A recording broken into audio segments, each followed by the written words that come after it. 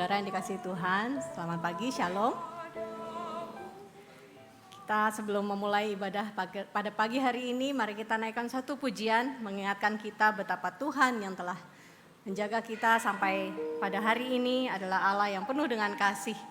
Mari kita nyanyikan pujian Sentuh Hatiku.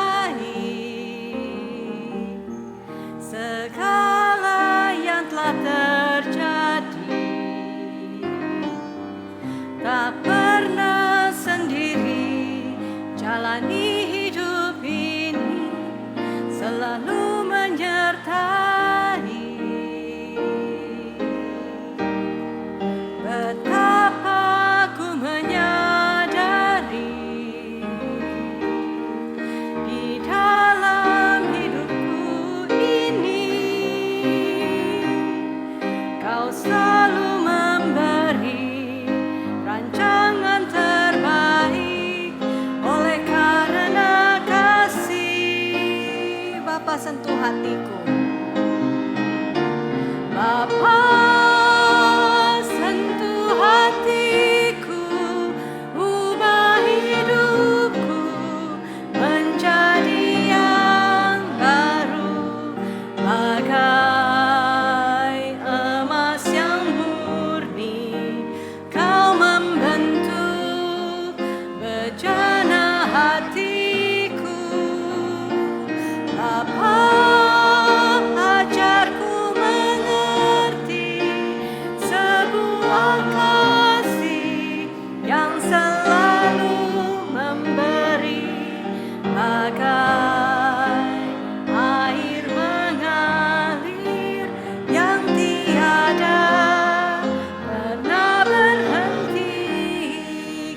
Satu kali lagi.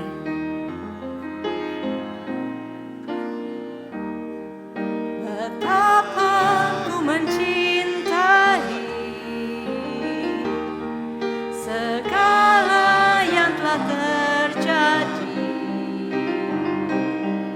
Tak pernah sendiri jalani hidup ini, selalu menyertai. Betapa ku menyadari di dalam hidupku ini, Kau selalu memberi rancangan terbaik oleh karena kasih. Bapa,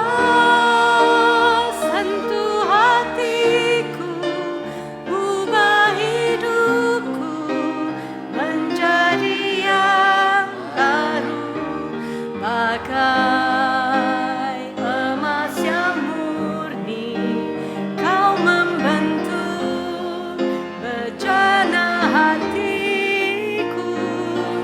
Bapa, ajarku mengerti sebuah kasih yang selalu memberi, bagai air mengalir yang tak pernah berhenti. Bapa, sentuh hatiku, Bapa, sentuh hatiku, ubah hidupku menjadi yang baru, bagai emas yang murni.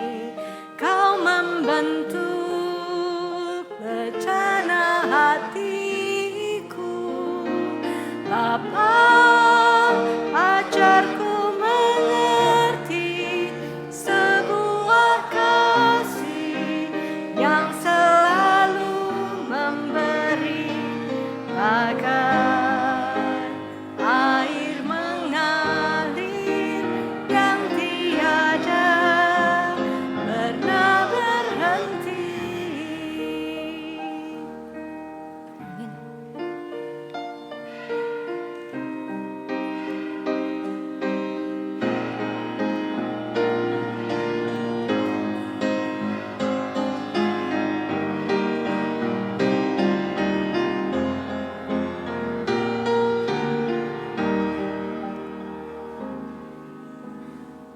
Sekali lagi shalom Bapak Ibu Saudara sekalian. Karena kemurahan Allah Tritunggal, maka kita dapat bersama-sama datang beribadah pada pagi hari ini. Saudara, Allah merindukan kesungguhan hati kita dalam menyembah dan memuji namanya. Mari kita memberikan yang terbaik untuk Tuhan dan kita nikmati penjumpaan dan berkat Tuhan turun atas kita semua. Mari kita bangkit berdiri. Dengarlah undangan Allah untuk kita sekalian melalui pemazmur yang berkata demikian. Sungguh baik bersyukur kepada Tuhan dan bermazmur bagi namamu, Engkau yang maha tinggi, untuk memberitakan kasih setiamu di waktu pagi dan kebenaranmu di waktu malam. Mari kita pujikan kasih Allah yang begitu besar kepada kita semua. Satu kasih dalam hidup kita yang telah kita rasakan sampai saat ini. Tak terbatas kasih-Mu.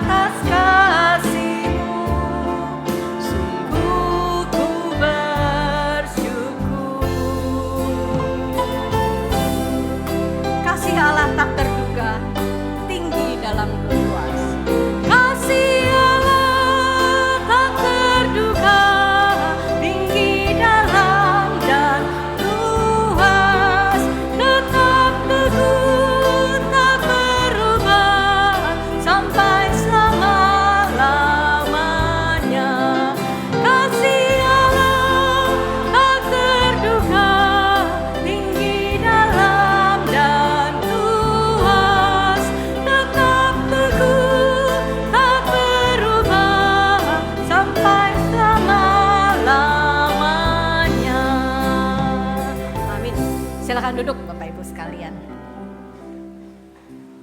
Satu pujian yang akan kita nyanyikan mengingatkan kita bahwa Yesus adalah anak Allah. Sebuah bukti penyertaan Tuhan dalam hidup kita. Saat kita melalui kehidupan yang mungkin tidak dapat kita pahami ke depan. Kita mempunyai satu nama, sumber kekuatan pengharapan kita yaitu Yesus. Mari kita pujikan, tak hentinya ku puji Dia.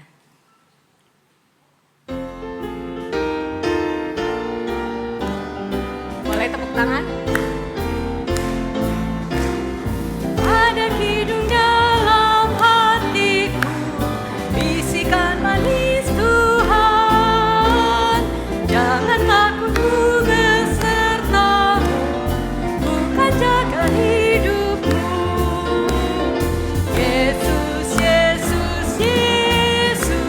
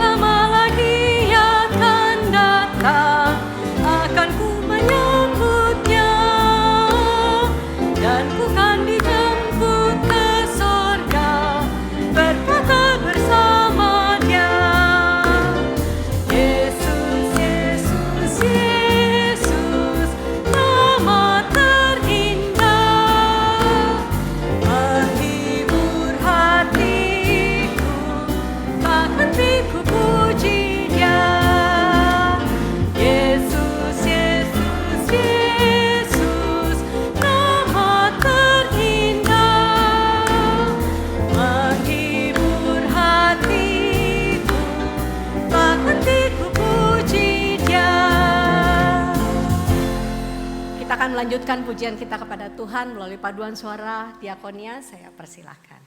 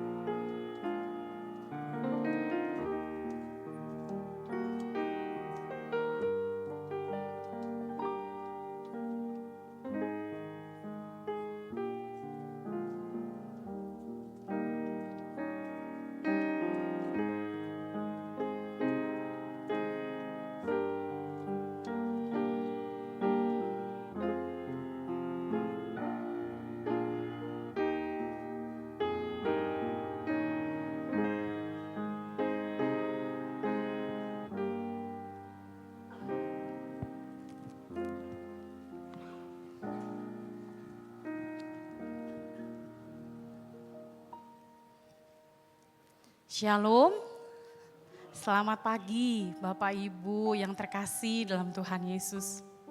Cinta kasih, doa, perhatian, bahkan pengorbanan Mama dan Papa sebagai perwakilan Tuhan di dunia untuk setiap kita sepanjang masa dan tidak terbatas. Mari Bapak Ibu, kita terus mau mengingat kasih mereka, terlebih lagi kita mau membalas cinta kasih mereka selagi mereka masih hidup.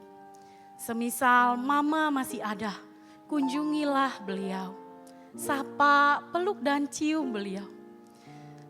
Jangan lupa, Mama adalah orang yang begitu luar biasa di dalam hidup kita.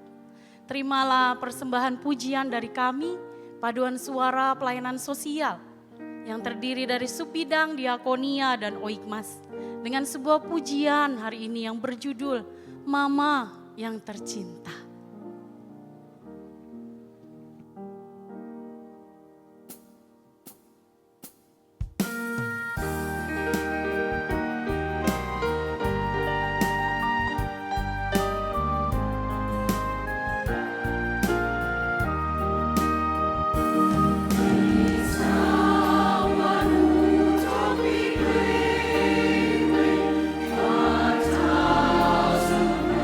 Kasih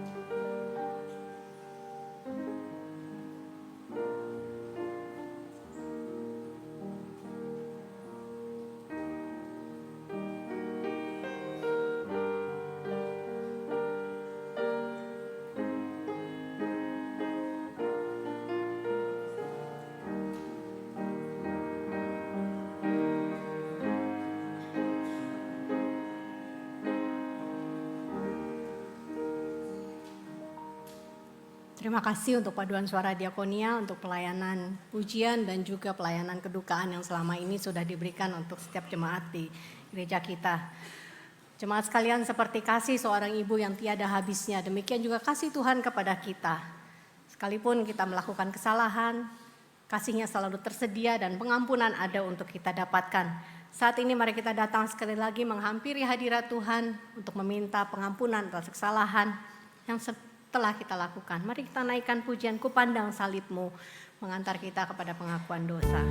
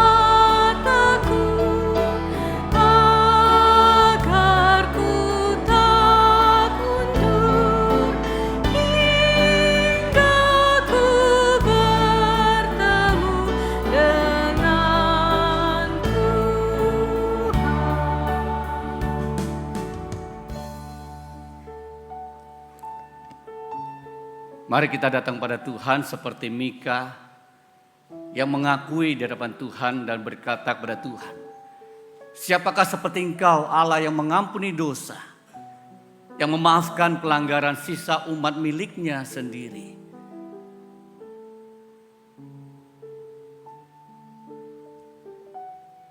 Dan yang tidak bertahan dalam murkanya untuk seterusnya, melainkan berkenan menunjukkan kasih setia. Kiranya Tuhan Allah kembali mengasihani kita, menyayangi kita, dan menghapuskan kesalahan-kesalahan kita, dan melemparkan segala dosa kita ke dasar laut yang dalam. Tuhan lebih dari semua pribadi yang ada di dunia ini. Dia menyerahkan dirinya, yaitu Yesus Kristus, menghapuskan pelanggaran dosa kita. Mari kita minta ampun pada Tuhan. Pengorbanan Yesus sudah diberikan. Apalagi pelanggaran-pelanggaran dosa kita setelah kita percaya pada Dia, pasti diampuni. Mungkin selama ini kita kurang peka kepada sesama kita. Minta ampun pada Tuhan.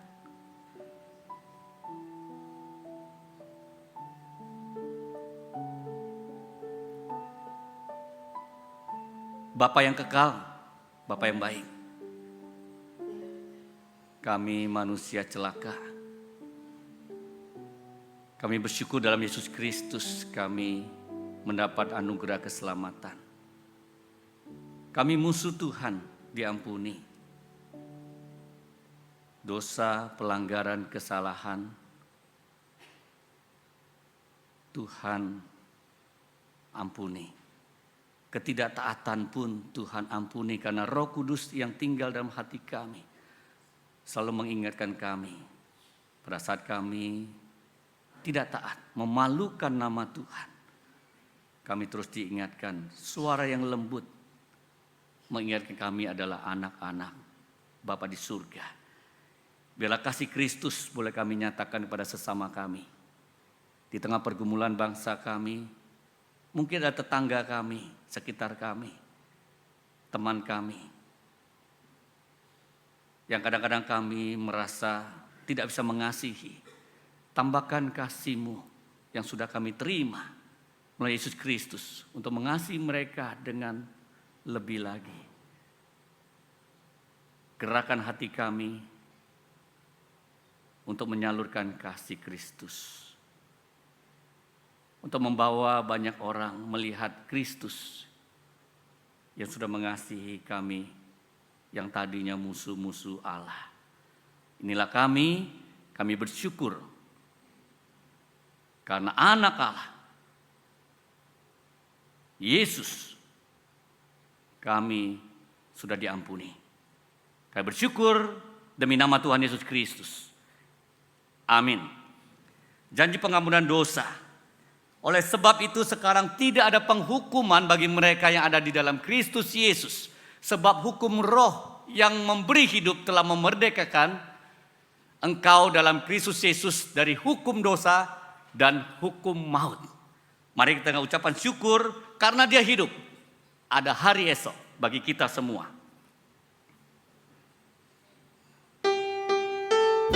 Dengan iman dan semangat, karena Dia hidup. Anak Allah, Yesus ke dunia untuk selamatkan yang berdosa. Ya tebusku, mati di salib, kubur kosong memakan Tuhanku hidup. Sebab Dia hidup, sebab Dia hidup. Pada hari esok takkan lagi aku takut, kan ku tahu hari esokku, hidupku penuh harapkan dan Dia sebab Dia hidup, sebab Dia hidup. Pada hari esok takkan lagi aku takut, dan ku tahu hari esokku, hidupku penuh harap karena Dia hidup. Karena Dia hidup, semua orang sudah mati sampai hari ini menjadi gereja yang milik Tuhan. Diselamatkan, sudah bersama Tuhan di surga. Kita gereja yang masih kelihatan, yang masih hidup. Mari kita mengimani iman yang dari orang yang sudah mati. Mereka imannya diwariskan pada kita. Para rasul yang secara sejarah mewariskan pengakuan iman rasuli ini. Pengakuan iman rasuli hidup sampai sekarang, iman dalam Yesus Kristus. Mari kita bersama-sama mengikrarkan pengakuan iman rasuli. Aku percaya kepada Allah, Bapa yang Maha Kuasa, Khalik langit dan bumi, dan kepada Yesus Kristus, Anak yang tunggal Tuhan kita, yang dikandung dari Roh Kudus, lahir dari darah Maria, yang menderita sengsara di bawah pemerintahan Pontius Pilatus, disalibkan, mati dan dikuburkan, turun ke dalam kerajaan maut. Pada hari yang ketiga, bangkit dari antara orang mati, naik ke surga, duduk di sebelah kanan Allah, Bapa yang Maha Kuasa, dan dari sana Ia akan datang untuk menghakimi orang hidup dan yang mati. Aku percaya kepada Roh Kudus, gereja yang kudus dan am, persekutuan orang kudus, pengampunan dosa, kebangkitan tubuh, dan hidup yang kekal. Amin. Firman Tuhan akan diberitakan melalui pendeta Alexander, kami persilakan.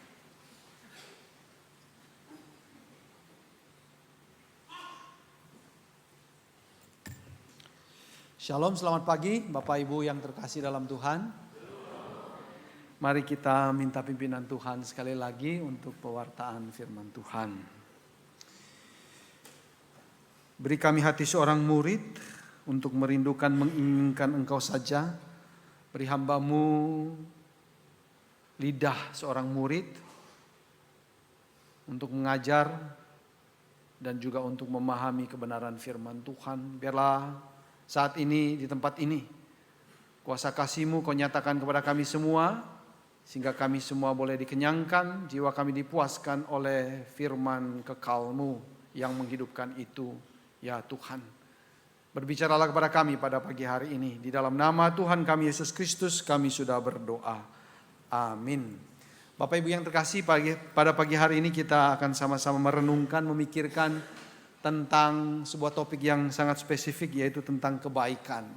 Tidak mudah berbicara tentang kebaikan, tapi mari sama-sama kita memikirkan dan merenungkan tentang kebaikan ini. Mari kita buka firman Tuhan dari kitab Matius sebagai dasar perenungan kita pada pagi hari ini. Matius 20 ayat yang pertama sampai ayat yang ke-16. Saya akan bacakan, Bapak Ibu perhatikan di dalam Alkitab masing-masing. Perumpamaan tentang orang-orang upahan di kebun anggur. Kerajaan surga seumpama seorang pemilik kebun anggur yang pagi-pagi benar keluar mencari pekerja-pekerja untuk kebun anggurnya. Setelah ia sepakat dengan pekerja-pekerja itu mengenai upah sedinar sehari, ia menyuruh mereka ke kebun anggurnya. Kira-kira pukul 9 pagi ia keluar lagi dan dilihatnya ada orang-orang lain yang menganggur di pasar.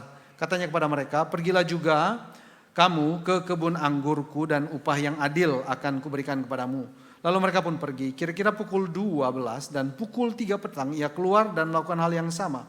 Kira-kira pukul 5 petang ia keluar lagi dan mendapati orang-orang lain. Katanya kepada mereka, mengapa kamu menganggur saja di sini sepanjang hari? Kata mereka kepadanya, karena tidak ada yang mengupah kami. Katanya kepada mereka, pergi jugalah kamu ke kebun anggurku. Ketika hari malam, pemilik kebun anggur itu berkata kepada mandornya, panggillah pekerja-pekerja itu dan bayarlah upah mereka, mulai dengan mereka yang masuk terakhir hingga mereka yang masuk pertama. Datanglah mereka yang masuk kira-kira pukul 5 dan masing-masing menerima 1 dinar. Kemudian datanglah mereka yang masuk pertama, sangkanya akan mendapat lebih banyak. Tetapi mereka pun menerima masing-masing 1 dinar juga. Ketika mereka menerimanya, mereka bersungut-sungut kepada pemilik kebun itu. Katanya, mereka yang masuk terakhir ini hanya bekerja 1 jam dan engkau menyamakan mereka dengan kami yang sehari suntuk bekerja berat dan menanggung panas terik matahari. Namun pemilik kebun itu menjawab seorang dari mereka, kawan, aku tidak berlaku tidak adil terhadap engkau. Bukankah kita telah sepakat sedinar sehari? Ambillah bagianmu dan pergilah. Aku mau memberikan kepada orang yang masuk terakhir ini sama seperti kepadamu. Tidakkah aku boleh menggunakan milikku menurut kehendak hatiku? Atau iri hatikah engkau karena aku murah hati? Demikianlah mereka yang terakhir akan menjadi yang pertama, dan yang pertama akan menjadi yang terakhir. Sampai demikian bacaan firman Tuhan. Berbahagialah kita yang bukan hanya membaca merenung, tapi melakukannya dalam hidup kita setiap hari. Bapak Ibu yang terkasih dalam Tuhan Yesus, ada sebuah film Naga Bonar. Ya, saya nggak tahu Bapak Ibu pernah nonton nggak, tapi cukup populer ya beberapa tahun yang lalu.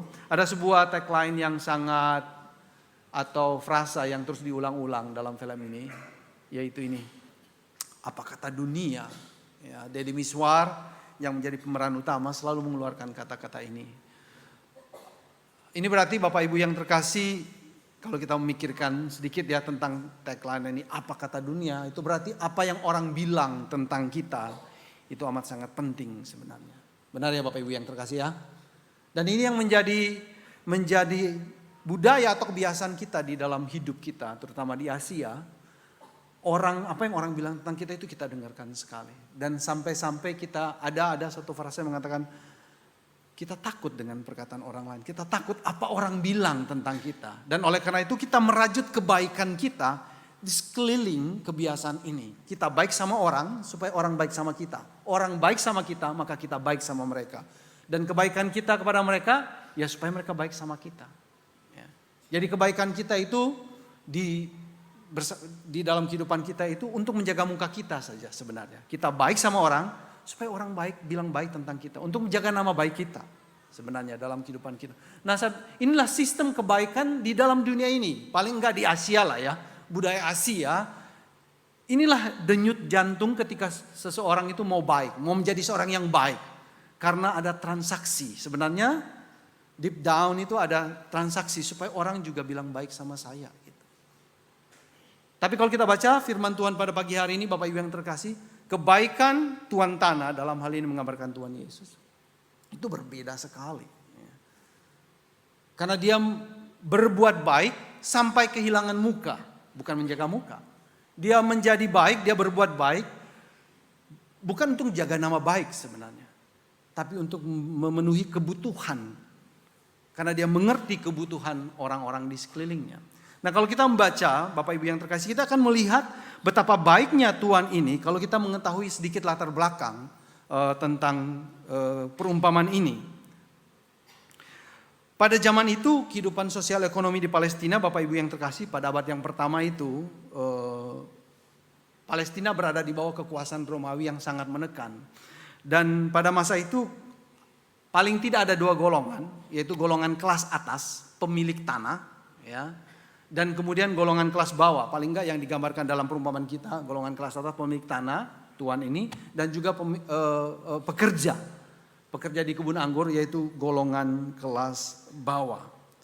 Nah para pekerja harian ini Bapak Ibu yang terkasih pada umumnya adalah petani yang kehilangan tanah mereka akibat jerat hutang atau penyitaan paksa oleh pemilik tanah yang tinggal di perkotaan, yang memiliki lebih banyak kekuasaan, pengaruh secara politis maupun finansial. Mungkin contoh yang paling real ya, maafkan saya kalau Bapak Ibu pernah nonton Pesta Babi yang saat ini lagi viral, kurang lebih mirip-mirip seperti itulah ya. Yang kaya, yang berkuasa itu datang ke daerah dan kemudian mengambil tanah dengan berbagai macam alasannya lah yang mereka buat. Lalu mengembangkan perkebunan dan lain sebagainya ya. Dan yang memiliki tanah di daerah itu kemudian bekerja buat mereka. Nah setelah kehilangan tanah, agar tetap hidup Bapak Ibu yang terkasih, setiap pagi para pekerja kelas bawah ini, pekerja harian ini kemudian menunggu di pasar. Ya.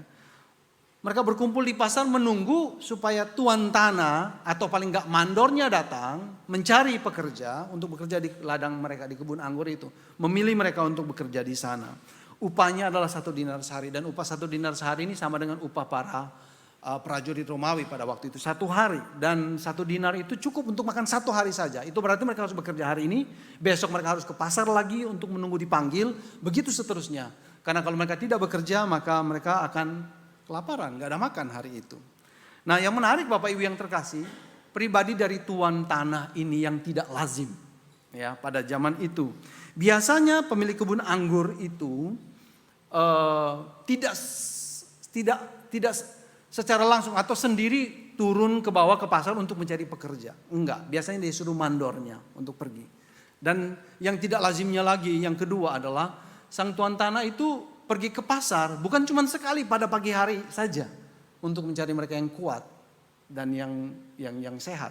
Tapi dia pergi berulang-ulang. Kita membaca jam pagi sekali ya kurang lebih jam 6 dia pergi untuk mencari yang kuat. Lalu jam 9 dia pergi lagi. Lalu jam 12 dia pergi lagi. Lalu jam 3 dia pergi lagi. Jam 5 dia pergi lagi ke sana.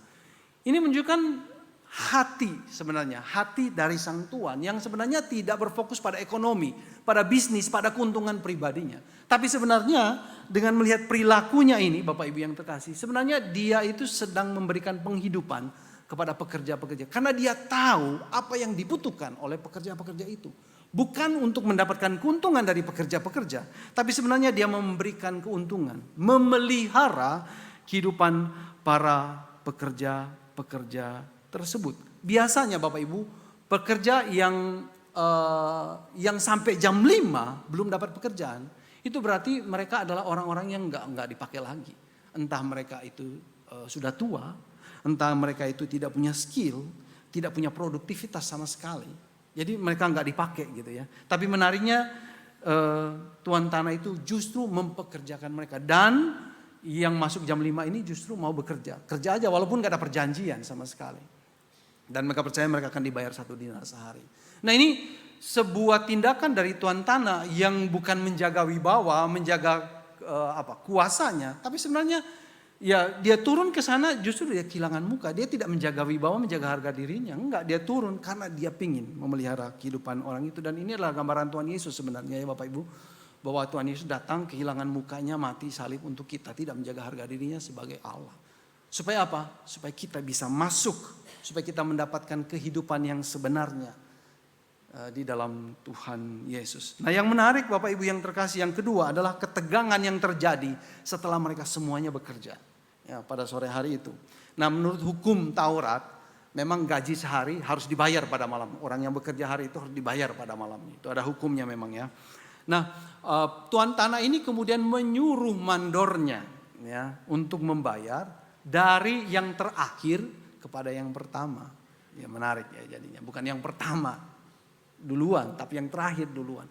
Mengapa Bapak Ibu yang terkasih? Karena dengan membayar yang terakhir yang masuk jam 5 duluan, maka pekerja pertama akan melihat ya, oh mereka ini dibayar 1 dinar nih, padahal mereka cuma kerja 1 jam loh, atau mungkin 2 jam atau 3 jam, nggak kena panas terik. Berarti saya atau kami akan dibayar lebih banyak gitu ya. Tapi kita baca sama-sama, ternyata mereka juga dapat 1 dinar. Mereka juga dapat 1 dinar. Dan apa yang terjadi Bapak Ibu yang terkasih? Kita membaca sama-sama, mereka menjadi kecewa. Ya, kami udah bekerja dari pagi kok cuma dapat 1 dinar. Lalu kemudian apa? Mereka bersungut-sungut. Nah, kata bersungut-sungut ini penting sekali. Kenapa? Karena ini mengingatkan kita pada apa yang dilakukan oleh orang Israel di padang gurun. Waktu mereka keluar dari dari perbudakan Mesir menuju tanah Kanaan, lalu kemudian di padang gurun mereka kecewa dengan pemeliharaan Tuhan menurut mereka, lalu mereka bersungut-sungut kepada Tuhan. Dan berarti itu bersungut-sungut ini melambangkan hati yang tidak percaya kepada pemeliharaan Tuhan sebenarnya. Dan protes pekerja pertama ini sebenarnya Bapak Ibu bukan karena mereka diperlakukan tidak adil. Ya, kita bisa ngomong panjang lebar tentang keadilan menurut teks ini kemudian ya. Tapi sebenarnya karena apa Bapak Ibu? Karena mereka dijanjikan bayar 1 dinar dan tuan itu membayar mereka 1 dinar gitu. Tapi kita melihat di sini mereka bersungut-sungut, mereka kecewa karena mereka disamakan, disetarakan dengan mereka yang cuma bekerja 1 jam saja. Mereka nggak terima. Kami harusnya mendapatkan perilaku yang lebih spesial dong. Kami lebih banyak bekerja, kami lebih banyak memberikan tenaga kami. Kami mau diperlakukan dengan spesial. Kami nggak mau disamakan dengan mereka. Mereka nggak sama dengan kami. Masalahnya perbandingan jadinya. Masalah utama mereka bersungut-sungut karena mereka membandingkan diri mereka yang merasa harusnya lebih layak, lebih hebat, lebih kuat kontribusinya dibandingkan dengan yang masuk terakhir. Dan kita membaca tuan tanah ini membela diri ya, membela tindakannya.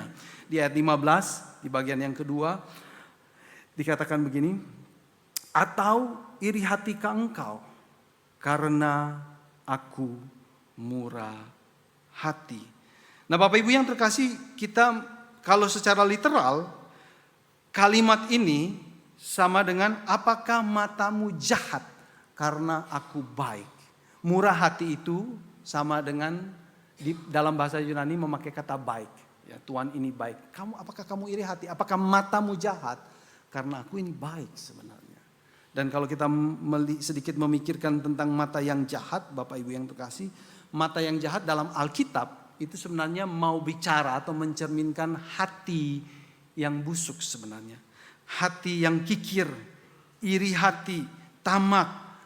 Hati yang tidak rela melihat orang lain itu menerima yang lebih baik dari kita. Tidak rela melihat orang lain maju lebih baik daripada kita.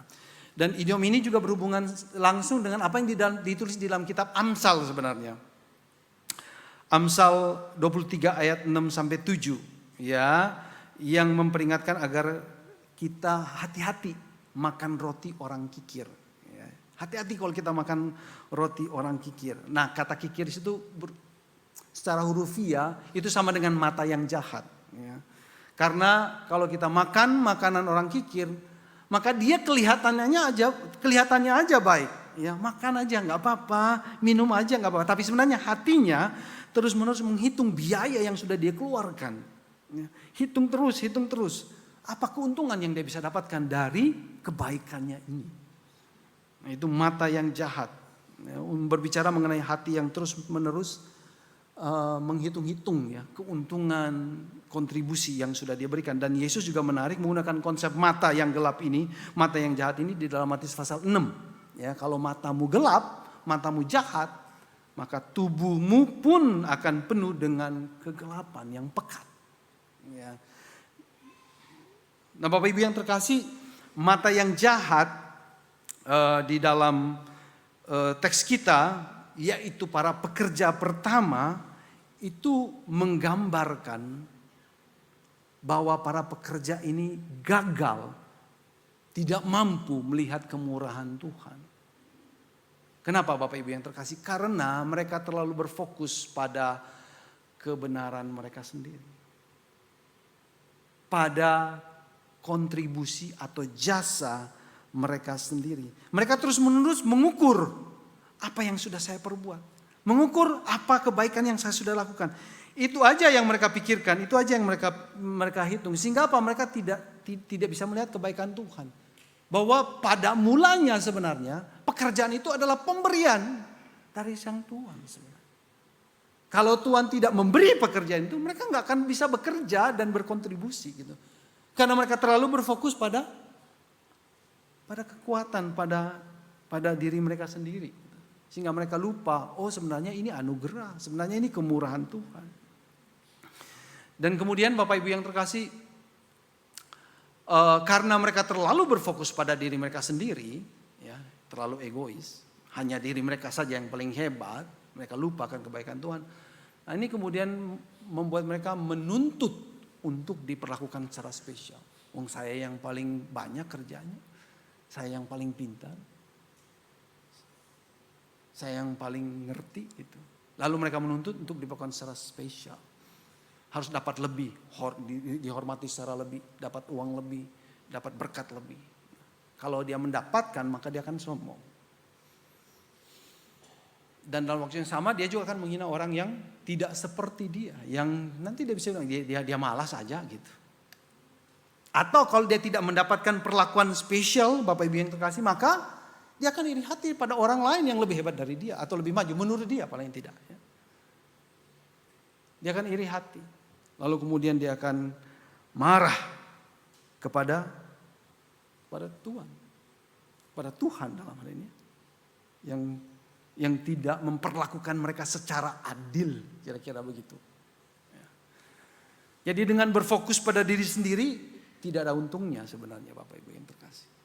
Terlalu menghitung-hitung kehebatan ini yang berfokus pada diri sendiri hanya akan melahirkan kesombongan, iri hati dan seterusnya dan seterusnya. Tidak ada rasa syukur, tidak melihat kebaikan dalam diri orang lain, menghina orang lain, tidak senang dengan kemajuan orang. Itu semua akibat dari apa? Karena terlalu menghitung-hitung seberapa kontribusi jasa yang sudah saya terima pada Tuhan. Dan ini tidak akan melahirkan kebaikan. Tidak akan melahirkan kebaikan. Kalau orang tidak baik, kita sudah baik sama orang dan orang nggak baik sama kita, kita bisa marah. Karena kita berpikir kebaikan itu adalah usaha dan kerja keras saya.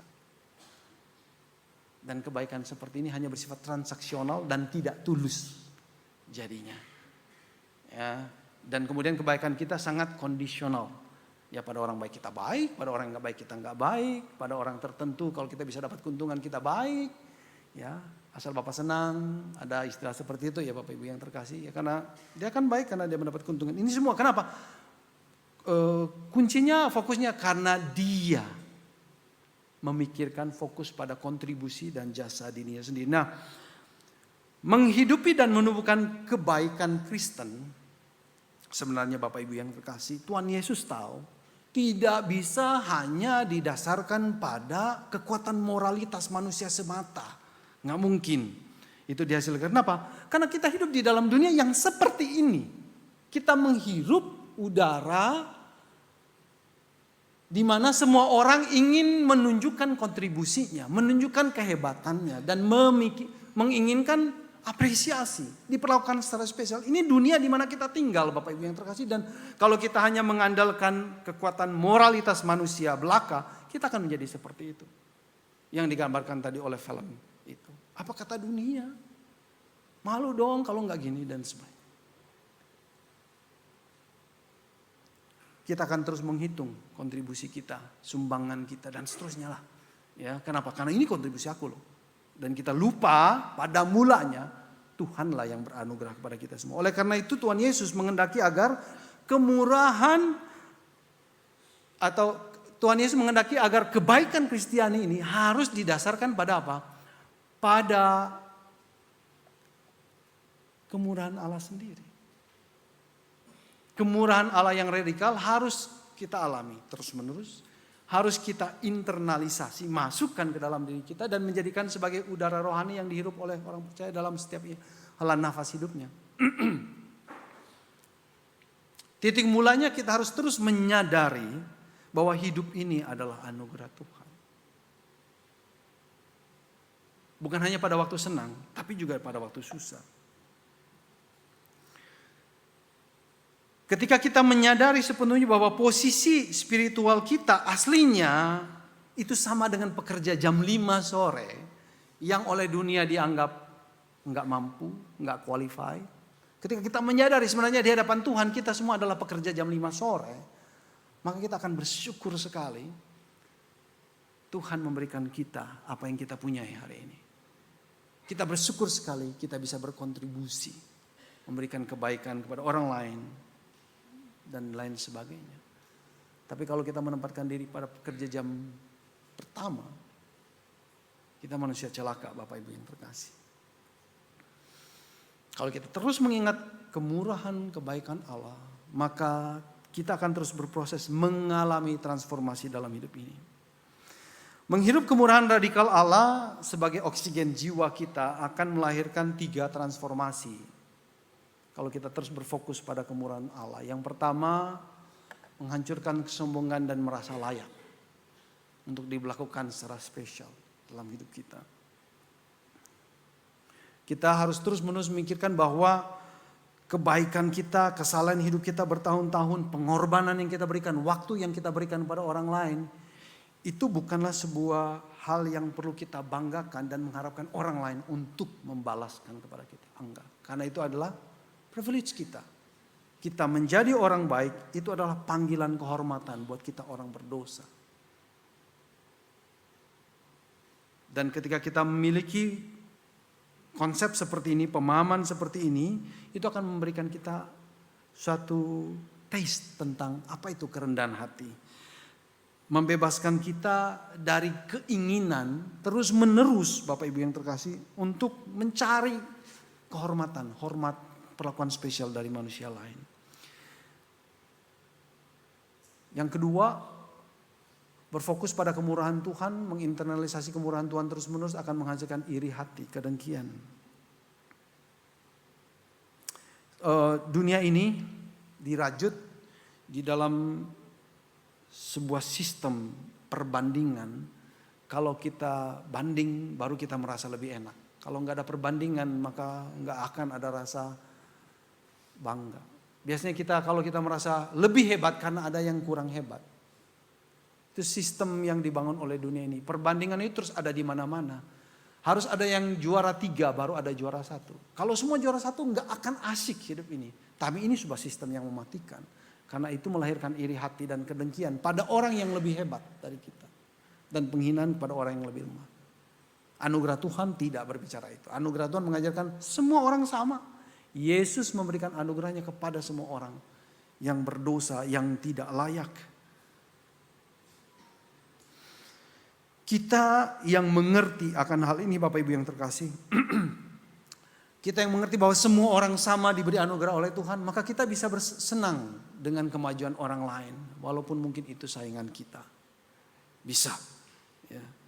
Kita senang kalau ada cerita-cerita yang memberkati orang-orang lain yang mungkin juga saingan kita. Kita bisa bersyukur untuk mereka. Kalau kita benar-benar berfokus pada memikirkan anugerah Tuhan. Dan kemurahan Tuhan juga membuat kita terus rasa bersyukur. Menumbuhkan sebuah gaya hidup bersyukur. Selalu bersyukur kepada Tuhan. Untuk apapun juga. Untuk keberhasilan maupun kegagalan. untuk keberhasilan kita maupun kegagalan, ataupun keberhasilan saingan kita, orang yang selama ini mungkin kita merasa iri dengan dia. Kita bisa bersyukur untuk itu. Dan yang kemudian bisa membangun kepekaan terhadap kebutuhan orang lain. Orang lain butuh apa sih sebenarnya? Kita mau memberikan itu, waktu dan tenaga dan seterusnya. Dan dengan demikian kita bisa merasakan kedamaian sebenarnya. Kita merasakan sukacita yang melimpah, rasa syukur. Kita merasakan kemerdekaan dari ambisi untuk terus berlomba di dalam kehidupan kita ini. Ada sebuah kemerdekaan yang memang ditawarkan oleh Tuhan Yesus kalau kita benar-benar tinggal di dalam Dia, Bapak Ibu yang terkasih. Kita berhenti bertransaksi kebaikan satu dengan yang lain. Karena kebaikan, ya bukan karena kita ingin apa-apa sebenarnya, tapi hanya sekedar mirroring, ya, mencerminkan kebaikan Allah yang sudah kita terima dan terus-terus kita renungkan, yang terus-terus kita pikirkan. Kita mau bagi itu. Melahirkan kepekaan terhadap kebutuhan orang lain juga. Apa sebenarnya yang dia butuhkan? Tidak melulu tentang uang, ya, tapi juga psikisnya, kebutuhannya dan semuanya, kebutuhan jiwanya. Kita bisa memberikan waktu secara sukarela, secara organik keluar dari dalam diri kita. Dalam sebuah novel berjudul David Copperfield, tulisan Charles Dickens, Bapak Ibu. David muda ini dikisahkan baru pulang main-main dengan teman-temannya dan dia happy. Dan dia pulang ke rumah, dia dapatin mamanya yang sudah cukup lama janda. Ternyata menikah dengan seorang yang bernama Edward Murdstone. Ya. Dan digambarkan bahwa Edward Murdstone ini seorang pria yang kasar dan suka mengontrol orang lain. Nah, Pak Murdstone ini, Bapak Ibu yang terkasih, punya saudara perempuan bernama Jane, yang selalu datang ke rumah mereka. Ya, oleh karena itulah, ya, kemudian dia menikah dengan mamanya David Copperfield gitu, ya. Dan mereka punya niat terselubung, ya, untuk mengintimidasi David ini, ya, menghukum David. Nah, di awal proses itu Bapak Ibu dikisahkan dalam novel ini, ya. David menggambarkan perasaannya, ya, di dalam novel itu. Dia katakan begini, mestinya seluruh hidupku menjadi semakin baik. Mestinya aku telah menjadi orang yang berbeda. Dengan satu perkataan ramah saja dari Pak Edward Murdstone ini. Copperfield sangat ingin mendengarkan sepatah kata yang menguatkan, penuh pengertian, dan meyakinkan bahwa ia masih diterima dengan baik di rumahnya, dikasihi di rumahnya. Ia yakin kebaikan apapun yang diterimanya akan membantunya menghormati dan mentaati Pak Murdstone. Namun kenyataan yang membuat dia berkecil hati adalah ia tidak pernah mendapatkan kata-kata penguatan. Dia tidak pernah merasakan disayang oleh Bapak angkatnya ini. Nah, Bapak Ibu yang terkasih, apakah Bapak Ibu peka dengan kebutuhan anak-anak Bapak Ibu di rumah? Apakah Bapak Ibu cuma pikir bahwa dia perlu makan aja, pakaian, rumah? Kita harus tahu bahwa anak-anak kita membutuhkan juga kasih. Kata-kata penguatan, mengerti akan kelemahan-kelemahan. Apakah Bapak Ibu mengerti kebutuhan anak-anak Bapak Ibu di rumah? Ilustrasi yang kedua, pada tanggal 9 November 1965 ada sebuah kejadian yang disebut dengan kegelapan besar terjadi di negara bagian Amerika bagian timur. Ya, begitu besarnya Bapak Ibu yang terkasih sampai meliputi kegelapan, ya, mati listrik itu meliputi 128.000 kilometer persegi besarnya dan berdampak pada 30 juta orang. Jadi semuanya gelap, ya. Tanpa penerangan listrik, gelap semuanya, dan oleh karena itu kebutuhan lilin meningkat dengan pesat pada waktu itu. Seorang penyiar stasiun radio di New York yang tetap mengudara karena memiliki sumber listrik cadangan melaporkan begini. Sebuah drama menarik sedang ditayangkan di jalan-jalan. Harga lilin di banyak toko telah meningkat 2 kali lipat. Namun ada juga beberapa pedagang baik hati yang menjualnya hanya setengah harga atau bahkan memberikannya secara cuma-cuma. Bapak Ibu, pada saat darurat seperti ini, beberapa pemilik toko lebih mengutamakan kepedulian mereka terhadap sesama daripada keinginan untuk memperoleh keuntungan berlipat kali ganda. Namun sebagian lagi memanfaatkan situasi ini lebih untuk keuntungan pribadi daripada peduli akan sesama. Situasi yang sama, semua gelap, semua membutuhkan lilin, memberikan kita dua macam orang. Satu orang yang hanya memikirkan dirinya sendiri, keuntungan diri sendiri, dan satu adalah orang yang mengerti kebutuhan orang lain. Apakah Bapak Ibu mengerti kebutuhan orang lain? Apakah Bapak Ibu peka dengan kebutuhan orang lain? Apakah Bapak Ibu peka dengan kebutuhan teman sepelayanan yang tiap kali kita bertemu dan pelayanan di komisi, di bidang sebidang kita? Apakah Bapak Ibu mengerti kebutuhan papa dan mama orang tua kita? Apakah Bapak Ibu mengerti, memahami, peka dengan kebutuhan teman-teman kita, saudara-saudara kita yang lain?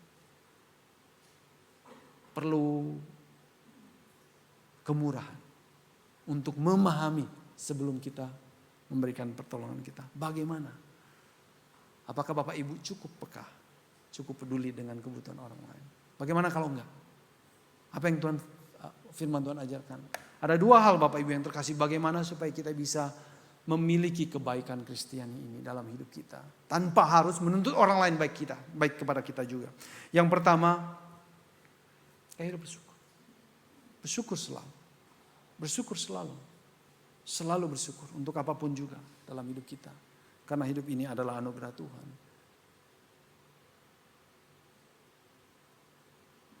Yang kedua, tinggal dalam Kristus. Ini yang bisa kita kerjakan. Tinggal dalam Kristus. Tinggal dalam Kristus artinya apa Bapak Ibu yang terkasih? Ya bersekutu dengan Tuhan. Bersekutu dengan Tuhan artinya apa? Ya baca Alkitab, merenungkan Alkitab, berdoa. Bersekutu dengan orang-orang percaya, diskusi firman Tuhan dengan sama orang percaya dalam kelompok-kelompok kecil. Ini artinya kita abide, tinggal di dalam Tuhan. Jadi aiming kita bukanlah menjadi orang baik. Menjadi orang baik itu buah yang Tuhan berikan pada kita. Aiming kita adalah mengakrabkan diri, intim dengan Tuhan, pencipta segala sesuatu yang menyatakan kemurahannya kita sampai dia kehilangan muka tanpa menjaga nama baiknya. Aiming kita itu berelasi dengan dia. Usaha, kebosanan kita, kerja keras kita, ya berelasi dengan dia. Lalu kapan jadi orang baiknya? Ya itu urusan Tuhan. Bagaimana kepekaan itu bisa muncul? Itu urusan Tuhan. Tugas saya adalah memberikan waktu saya dalam seluruh kesibukan saya, dalam seluruh kemepetan waktu saya, mengenal Tuhan, mengenal hatinya, mengenal dia. Dan dia yang akan menjadikan saya seperti yang dia inginkan. Memiliki kebaikan itu. Karena kebaikan inilah buah roh. Buah roh, ya Roh Kudus lah yang menumbuhkannya, yang menghasilkannya. Kerjaan kita cuma ini aja Bapak Ibu yang terkasih. Semoga Tuhan memberikan kita cukup kesabaran. Semoga Tuhan berikan kita ketekunan untuk mengenal, bergaul dengan dia. Dan nanti kita akan melihat buahnya. Mari kita tundukkan kepala kita berdoa. Tuhan Bapa yang Maha Baik, begitu banyak versi kebaikan di sekeliling kami yang bersifat transaksional. Kami tahu, kami mengalaminya, kami mau jadi baik karena kami menjaga muka kami. Tapi firman-Mu pada pagi hari ini menyatakan satu kebenaran yang jauh berbeda. Karena mereka yang begitu akan menjadi yang terakhir. Tapi kami enggak mau yang terakhir, kami mau yang pertama karena kami bersandar pada kemurahan Tuhan. Kami mau menjadi baik atas dasar kemurahan-Mu ya Tuhan. Ajarkan kami untuk terus bersekutu dengan Engkau, mengenal Engkau, intim dengan Engkau. Dan biarlah mata kami, hati kami merasakan buah-buah itu, buah kebaikan itu dalam kehidupan kami. Berkati kami Tuhan di dalam seluruh kesibukan waktu kami. Agar kami tidak lupa untuk bersekutu dengan Engkau. Di dalam nama Tuhan kami Yesus Kristus kami sudah berdoa. Amin. Tuhan berkati kita semua.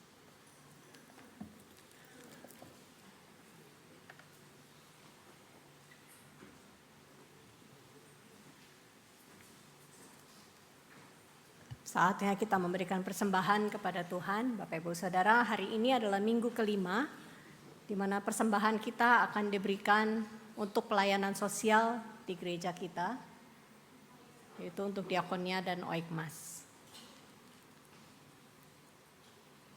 Bapak Ibu bisa memberikan dengan scan QR code atau juga memberikan dengan uang tunai dalam amplop Asher akan datang untuk membantu mengumpulkan amplop. Jika Bapak Ibu membutuhkan, silakan diangkat amplopnya supaya Asher bisa datang.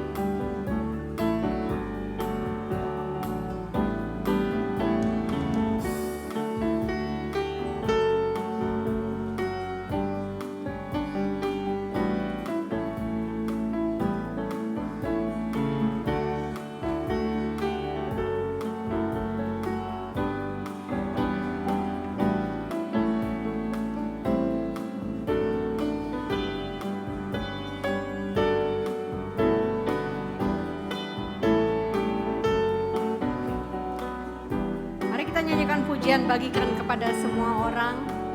Komitmen kita untuk menjadi sumber kasih untuk orang-orang di sekitar kita.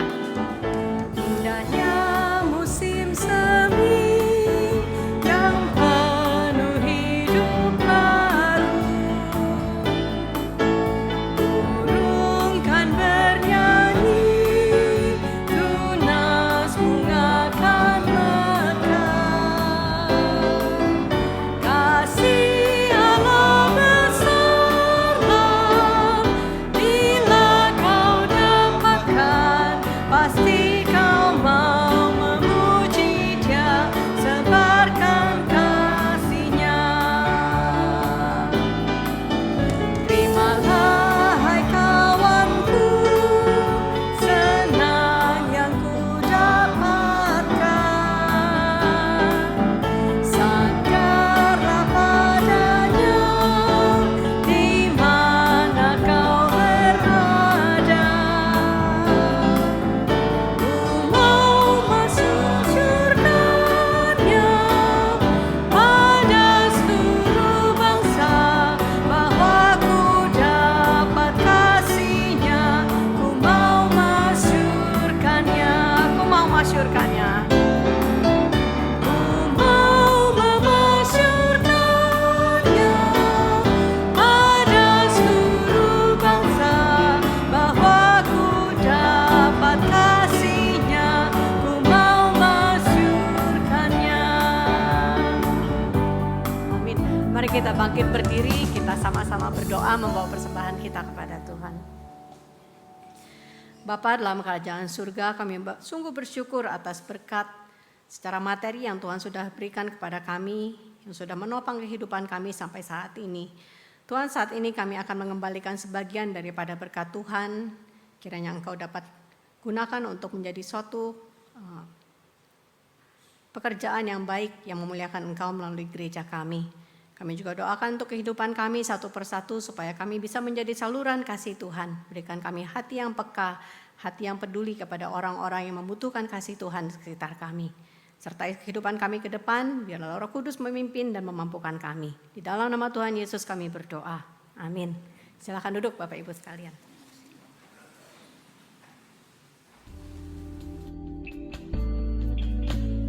Bapa-Ku datang padamu, naikkan ucapan syukur atas kasih anugerah-Mu yang indah setiap hari. Pagi hari, siang hari, sore dan malam hari, tak hentinya mengucap syukur atas kebaikan-Mu. Shalom saudara sekalian. Kita bersyukur hari ini Tuhan memimpin kita kembali ke rumahnya untuk beribadah. Terima kasih juga pada rekan-rekan yang melayani pada hari ini, paduan suara dari Diakonia. Ya, segala kemuliaan bagi nama Tuhan, dan yang melayani di belakang layar juga terima kasih. Saudara, saya ingin menyambut kalau di antara saudara ada yang pertama kali beribadah di GKI Puri Indah, saudara tidak berkeberatan boleh lambaikan tangan atau berdiri di tempat saudara. Sebelah kanan saya apakah ada? Ada? Tidak ada di tengah? Sebelah kiri saya? Nah, ini pasukan Diakonia semua ya. Di atas apakah ada di balkon? Baik, kita semua berdiri dan memberi salam ya kepada saudara.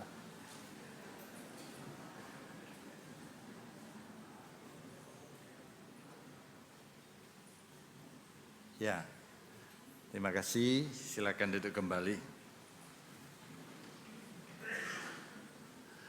Ada kabar baik untuk kita semua. Kabar baiknya adalah batu pertama sudah ditemukan dan kita akan segera meletakkan batu pertama untuk pembangunan. Izin sudah kita temukan, sudah kita peroleh. Dan saat ini panitia sedang menyusun tender, dan untuk peletakan batu pertama akan diadakan pada tanggal 14 Juni, hari Minggu, setelah kebaktian kedua pukul 9.30 di lokasi di belakang. Kita lihat laporan dari panitia tentang perkembangan terbaru. Konsepnya adalah ini adalah keluarga besar kita. Kita sedang membangun rumah kita supaya layak dipakai, cukup dipakai oleh semua orang di dalam gereja kita. Silakan diputar videonya.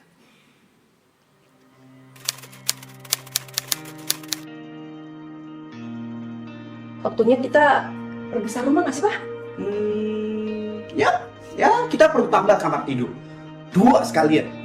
Buat oma opanya kalau mereka menginap di sini. Terus kita kayaknya perlu ruang keluarga lebih besar. Ya, Supaya untuk kumpul keluarga. ya, Toilet juga nggak perlu kehaitin lagi.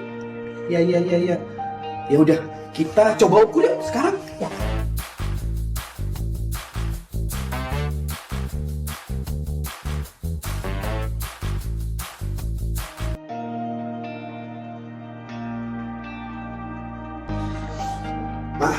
Showtime. Oke. Mama ikutan dong. Coba. Iya. Waduh, banyak ya. Oke. 1, 2, 3.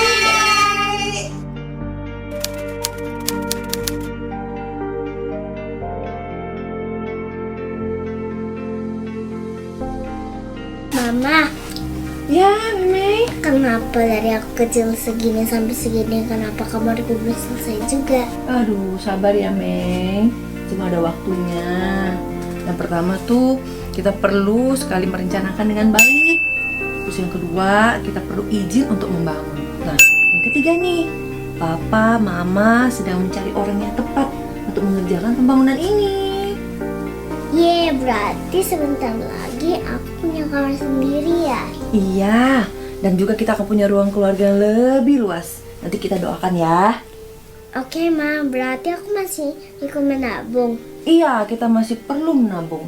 Nanti kita nabung sama-sama ya. Yo ya, semangat. Tuhan pasti cukupkan. Oke? Shalom Bapak Ibu sekalian. Keluarga yang sehat adalah keluarga yang bertumbuh, baik dari segi fisik maupun keintiman dalam keluarga. Kita sangat bersyukur Gereja GKI Puri Indah sebagai keluarga Allah juga mengalami pertumbuhan yang baik. Tuhan telah pelihara dan cukupkan sampai saat ini. Bersyukur saat ini kita sudah memiliki lahan yang siap dibangun untuk penyediaan beberapa kebutuhan tersebut. Sehingga kita perlu melangkah lebih lanjut demi generasi yang akan datang.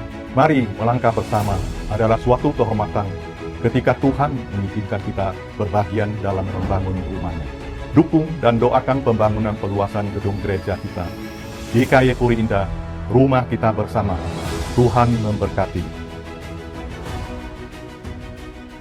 Tema proyek pelayanan kita adalah rumah kita bersama. Ini konsep keluarga.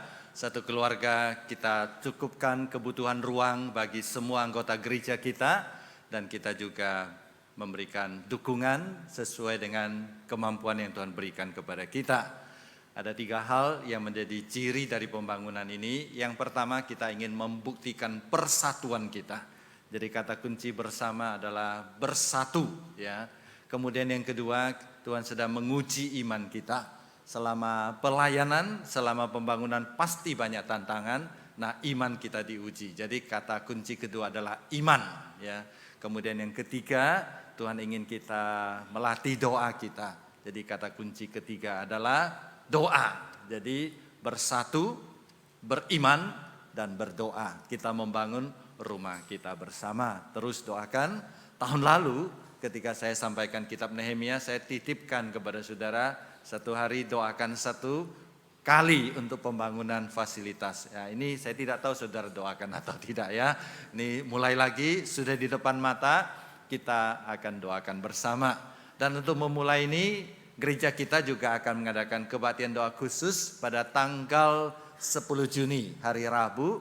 Kita akan kumpul di lokasi, yaitu di belakang, dan kita berdoa bersama memulai proyek pembangunan ini, supaya kita menunjukkan kita bersandar kepada Tuhan untuk kemuliaan nama Tuhan. Hari Rabu tanggal 10 Juni, hadir bersama di lokasi, di lapangan parkir di belakang. Di sanalah lokasi kita membangun gedung fasilitas penunjang ibadah kita. Ingat tanggal 14 Juni pukul 9.30 kita akan mengadakan acara peletakan batu pertama. Saudara, hari ini adalah hari Minggu kelima, semua persembahan akan disalurkan ke pelayanan diakonia. Dan gereja juga menyediakan pelayanan kasih, ya. Jadi ada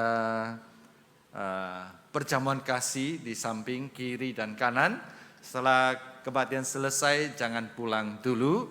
Kemudian saudara boleh ambil, ada makanan, bersekutu bersama. Dan di ujung sana, lorong sana ada ya replika dari bangunan yang akan kita bangun. Boleh lihat dan diskusikan bersama, ya. Ya, jadi jangan langsung pulang dulu. Gereja juga mengucapkan selamat kepada saudara Gregorio Timothy Homenta dengan saudari Desmonda Gracia yang akan menerima pemberkatan nikah pada hari Sabtu tanggal 6 Juni pukul 11 di gereja kita. Kita juga mengucapkan selamat kepada saudara Yogi Chandra dan Ibu Valeri Wiranata yang dikaruniai seorang anak pertama dengan nama Jovianka Sylvie Chandrawinata, ya, namanya Cheng Rui An. Kita ucapkan selamat. Rui An ini juga adalah cucu pertama dari Bapak Tommy Wiranata dan Ibu Paula Maria Lan. Selamat berbahagia kepada keluarga yang dikaruniai anak. Kita mengucapkan turut berduka cita telah dipanggil kembali ke rumah Bapa di surga, Ibu almarhumah Chu Mojin, usia 95 tahun, hari Senin tanggal 25 Mei kemarin. Almarhumah adalah mama terkasih dari Lause Yasin Rusli Cipto, mama mertua dari Lause Popi Mulan. Jenazah telah dimakamkan hari Jumat tanggal 29 Mei kemarin. Kiranya Allah Tritunggal memberi kekuatan dan penghiburan kepada keluarga duka. Kita juga mengucapkan turut berduka telah dipanggil kembali ke rumah Bapa di surga almarhum Jiang Xianqing, yaitu usia 73 tahun, hari Rabu 27 Mei kemarin. Almarhum adalah suami dari Huang Yufeng, kemudian papa terkasih dari Lause Jiangli dan papa mertua dari Tongxin dan kakek dari Tianzi dan Shangen. Kiranya Allah memberikan kekuatan penghiburan kepada keluarga duka, sudah dimakamkan tanggal 29 Mei di Tiongkok. Kemudian telah berpulang ke rumah Bapa di surga, kita mengucapkan turut berduka cita almarhumah Ibu Sonia Yolanda, usia 48 tahun, dipanggil ke rumah Bapa di surga hari Kamis tanggal 28 Mei kemarin. Almarhumah adalah kakak terkasih dari Ibu Dian Novita, staf keuangan gereja kita. Ya, kakak ipar dari Bapak Indra Jaya Santoso, dan jenazah dimakamkan pada hari ini. Kiranya Allah Tritunggal juga memberikan kekuatan dan penghiburan kepada keluarga duka. Demikian warta, saudara sekalian. Saat ini kita juga diberikan kesempatan untuk secara pribadi datang kepada Tuhan berdoa. Kalau ada ucapan syukur, kita sampaikan syukur kepada Tuhan. Kalau ada pergumulan, kita sampaikan. Kita yakin Tuhan hadir di sini. Tuhan mendengar doa kita secara pribadi dan menjawab sesuai dengan waktu dan kehendak-Nya. Kita persiapkan hati kita untuk menyanyikan lagu Aku Percaya.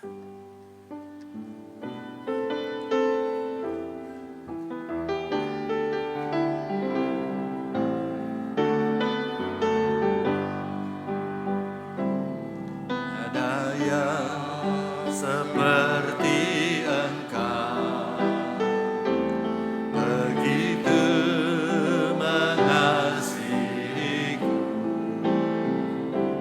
Kau Tuhan sanggup menjawab semua seru doaku.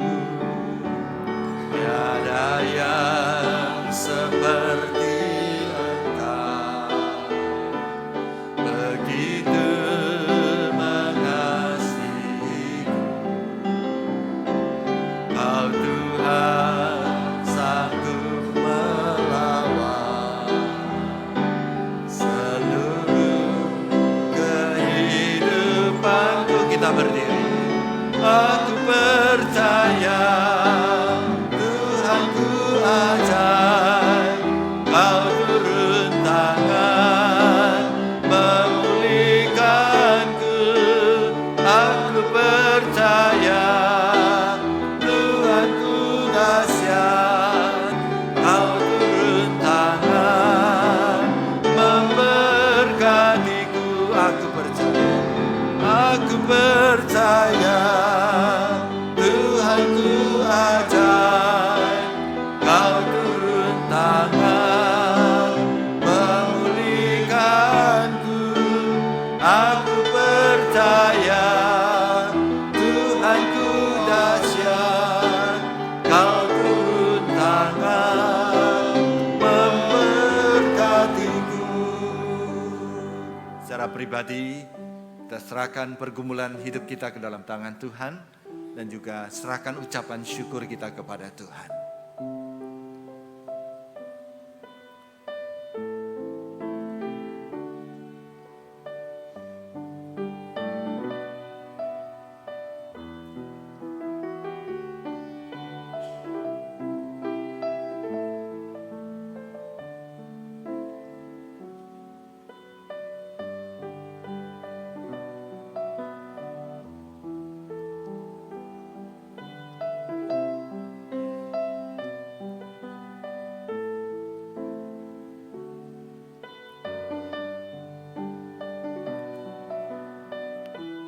Bapa di surga, kami percaya tidak ada yang mustahil di hadapan Engkau.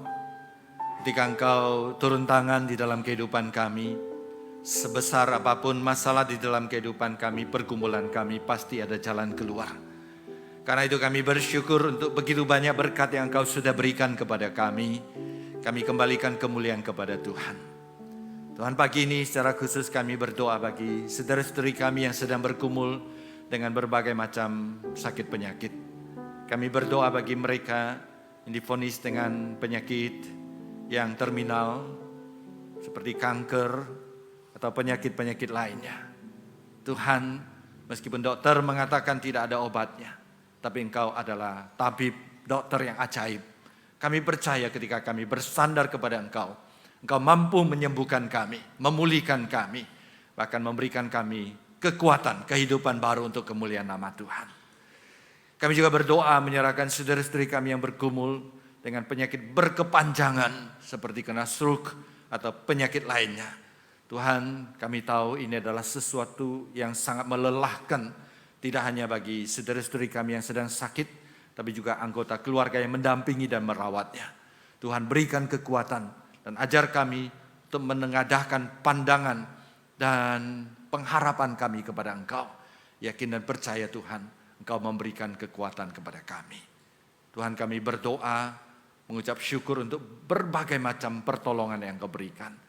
Kami juga berdoa menyerahkan saudara-saudari kami yang bergumul dalam pergumulan kehidupan yang lain. Tuhan, tolong supaya kami tidak putus harap dan terus bersandar kepada Engkau. Tuhan, saat ini kami bersyukur untuk izin pembangunan yang boleh kami peroleh. Kami terus berdoa bagi panitia, Tuhan berikan kekuatan. Sehingga ketika panitia bekerja, boleh memilih dan menentukan kontraktor yang terbaik untuk proses tender beberapa tahapan. Tuhan juga tolong supaya semua berjalan dengan baik. Dan kami juga percaya Engkau akan menyediakan dana bagi kami. Kami berdoa bagi persatuan di antara kami. Biarlah pembangunan ini mempersatukan kami. Biarlah pembangunan ini melatih iman kami. Dan pembangunan ini menolong kami tekun berdoa. Membangunkan kehidupan doa kami. Terima kasih Tuhan. Kami kembalikan segala kemuliaan bagi nama Tuhan. Demi nama Tuhan Yesus kami berdoa. Amin. Kita tetap berdiri dan kembalikan pujian dan hormat tertinggi kepada Allah di surga. Doksologi. Puji Allah Bapa Putra, puji Allah Roh Kudus, ketiganya yang esa. Oh selamat sumber berkat.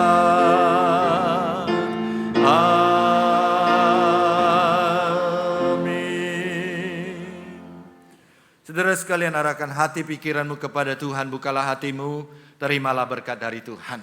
各位亲爱弟兄姐妹们，我们来到上帝的面前，敞开我们的心，领受从上帝而来的祝福。但愿我主耶稣基督的恩惠、上帝的慈爱、圣灵的帮助，常与弟兄姐妹们同在，从今时直到永永远远。Kasih karunia dari Tuhan kita Yesus Kristus, cinta kasih dari Allah Bapa, persekutuan dan pertolongan dari Allah Roh Kudus menyertai saudara sekalian dari saat ini sampai selama-lamanya. Amin.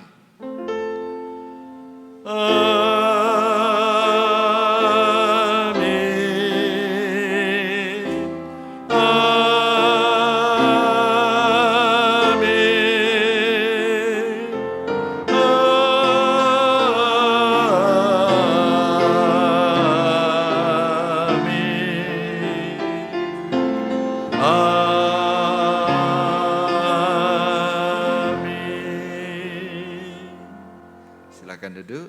Saat teduh kebaktian selesai, jangan langsung pulang. Boleh ke samping kiri kanan bersekutu dengan saudara dulu, baru pulang ke rumah masing-masing.